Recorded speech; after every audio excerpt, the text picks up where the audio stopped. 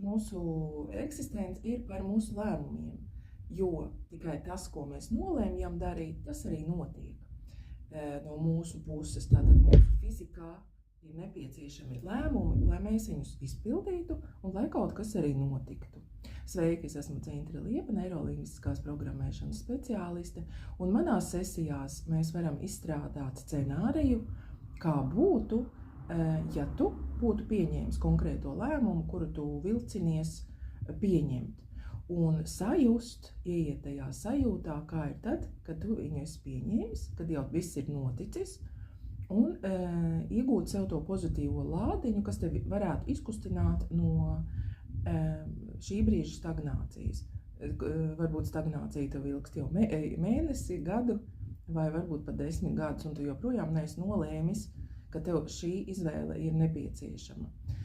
Būtībā izvēles vajadzētu mācīties un trenēties, gan pieņemt, gan izpildīt pastāvīgi un patstāvīgi, un nepaļauties uz citiem, kas tavā vietā kaut ko nolems. Jo izvēle ir arī manas brīvās gribas izpausme, par kuru mēs tik ļoti, esam, negribu pateikt, iespringuši, kas ir tāda augstākā vērtība un par ko ļoti daudz cilvēki runā un domā, kā tad ir tā mana augstākā griba. Te ir tava augstākā griba, tava griba reālā, kad tu izdarīsi izvēli. Tātad aicinu visus uz konsultāciju, būs interesantas sajūtas parādās, ka tu jau iejūties tajā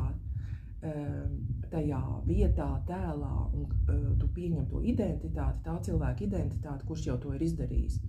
Pat ne jau pieņēmis lēmumu, bet jau viņi īstenojas. Un pēkšņi parādās jaunas, interesantas sajūtas un jauna enerģija atbrīvojas. Nāc ar mani ceļojumā, ir interesanti.